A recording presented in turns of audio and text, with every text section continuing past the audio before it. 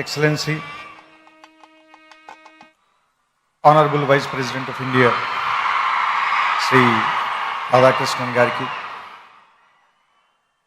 Andhra Pradesh Governor, Sri Abdul Nazir Gariki, Manya Mukhyamantri Varyaru, Nara Chandrababu Naidu Gariki, Sri Venkaiah Naidu Gariki, వేదిక మీద ఉన్న కేంద్ర మంత్రులు, రాష్ట్ర మంత్రులు, మిగతా పెద్దలు అందరికీ నా వందనాలు. ఇంతమంది ముందు మాట్లాడడం అంటేనే కొంచెం భయంగా ఉంది, మోకాళ్ళు వణుకుతున్నాయి. కానీ లక్కీగా పోడియం పెట్టారు కాబట్టి మీకు ఎవరికి కనపడదు. సో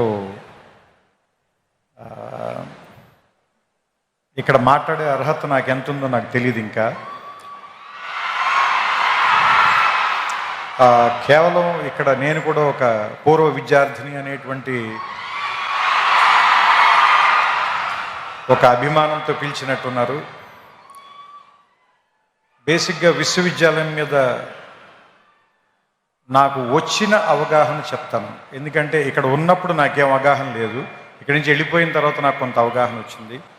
సో ఇన్ని సంవత్సరాల్లో నేను అర్థం చేసుకుంది కొంత, ఇక్కడ నేను ఇంకా ఏం నేర్చుకుని ఉంటే బాగుండుండేది అని నాకు అనిపించింది కొంత మీకు చెప్పే ప్రయత్నం చేస్తాను.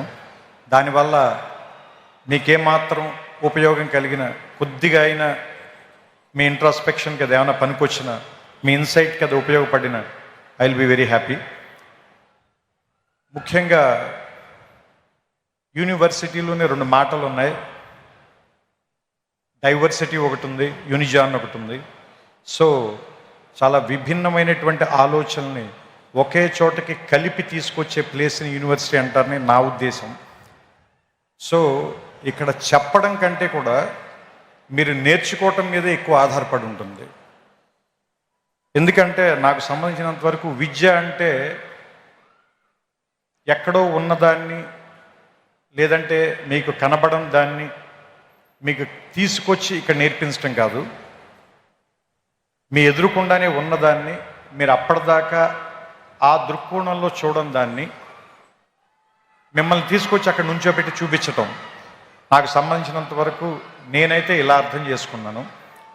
ఎందుకంటే మీరు అబ్జర్వ్ చేస్తే ఫిజిక్స్లో ఒక సూత్రం ఉంది, చాలా బేసిక్ సూత్రం, E=mc². దాంట్లో ఆయన ఏం చెప్తాడంటే, ఒక ఎనర్జీని మీరు సృష్టించలేరు, ఎనర్జీని నాశనం చేయలేరు, ఒక ఫామ్ నుంచి ఇంకో ఫామ్లోకి మార్చగలరు అంతే. అట్లాగే ఇది మీరు అన్నిటికీ అప్లై చేయండి. మనం పుట్టక ముందు నుంచి నేచర్ ఉంది, మనం వెళ్ళిపోయిన తర్వాత కూడా ఇది ఇలాగే ఉంటుంది. మనం పుట్టక ముందు నుంచి ఈ విషయాలన్నీ ఇక్కడే ఉన్నాయి, మనం కనిపెట్టక ముందు నుంచి ఇవి ఇక్కడే ఉన్నాయి, మనం కనిపెట్టకపోయినా ఇక్కడే ఉంటాయి. మన తర్వాత వేరే వాళ్ళు ఎవరో వాటిని చూస్తారు. సో మనం చూడటంలోనే తేడా ఉంది తప్ప అవి ఉండటంలో మాత్రం ఏ రకమైన తేడా లేదని నాకు అనిపిస్తూ ఉంటుంది. సో ఆ ఉన్న వాటిని చూడటం నేర్చుకోవటానికి పనికొచ్చేటువంటి ఒక వేదికగా యూనివర్సిటీని భావించాలని మీ అందరికీ నేను చెప్తున్నాను. ఎందుకంటే ఇది ఒక విశాలమైన ప్రాంగణం. మొట్టమొదట ఎవరు రాగానైనా ముందు భయపెడుతుంది. మోర్ దాన్ 500 acres, రోడ్లు ఎంత నడిచినా తరగవు, పెద్ద పెద్ద ఎత్తైన సీలింగులు, దూరంగా ఉండే క్లాస్ బోర్డులు, వినపడినట్టుగా ఉండే ప్రొఫెసర్ల మాటలు అన్నీ కూడా ముందు మనకి చాలా నెగిటివ్గాను, ఇక్కడి నుంచి ఎంత గమ్ముని వెళ్ళిపోదాం అనేటువంటి ఫీలింగ్ ఇచ్చేలాను అనిపిస్తాయి. మందు చేదుగానే ఉంటుంది, ఆసుపత్రి వాసన మనకి సుగంధంలా అనిపించదు, కానీ అది మనకి చాలా ఉపయోగం చేస్తుంది. అదే మనకు ఉపయోగపడుతుంది, మన బాగు చేస్తుంది, మన రిపేర్ చేస్తుంది, మన మళ్ళీ ఆరోగ్యవంతుని చేస్తుంది. అలాగే ఈ ప్రాంతం కూడా మొదట మనని భయపెడుతుంది, కానీ దీన్ని అలవాటు చేసుకోండి, దీన్ని అవగాహనలోకి తెచ్చుకోండి. ఎందుకంటే మనమందరం వేరే వేరే కల్చర్స్ నుంచి, వేరే వేరే ప్రాంతాల నుంచి వస్తాం. మనకందరికీ ఎలా ఉంటుందంటే మన భాష గొప్పది, మన మాటే గొప్పది, మన మాండలికమే గొప్పది, లేదంటే మన తిండే గొప్పది, మన అలవాట్లే గొప్పవి అనేటువంటి ఒక భావంలో మనం ఉంటాం.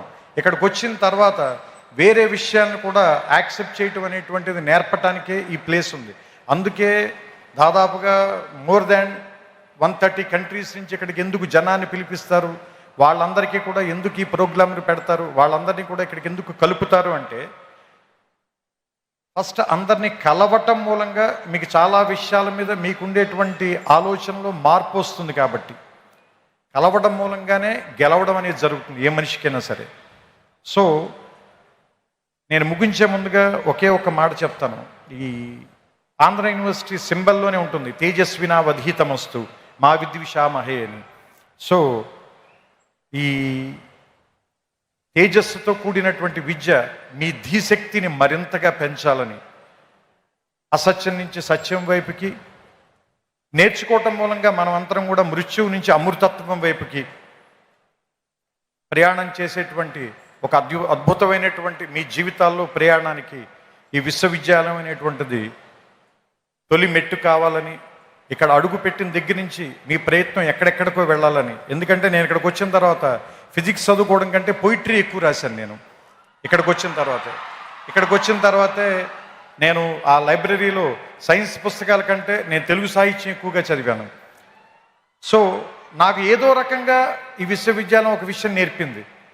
దాంతోనే నేను ఇప్పటిదాకా జీవితంలో పోరాటం చేస్తూ వస్తున్నాను.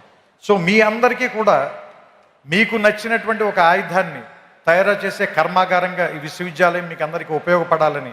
ఎందుకంటే ఇక్కడ ఉన్నటువంటి పైన ఉన్న డిగ్నిటరీస్ అందరూ కూడా ఒకళ్ళు వ్యాపార రంగంలో, ఒకళ్ళు రాజకీయ రంగంలో, మరొకళ్ళు ఏమంటారు దాన్ని దేశ విదేశాలకు వెళ్ళి రకరకాల ప్రాంతాల్లోకి వాళ్ళ తాలూకు ధీశక్తితో ముందుకు వెళ్ళారంటే వాళ్ళ ప్రయాణం మొదలుపెట్టినటువంటి మొదటి ప్రాంతం మాత్రం ఇదే.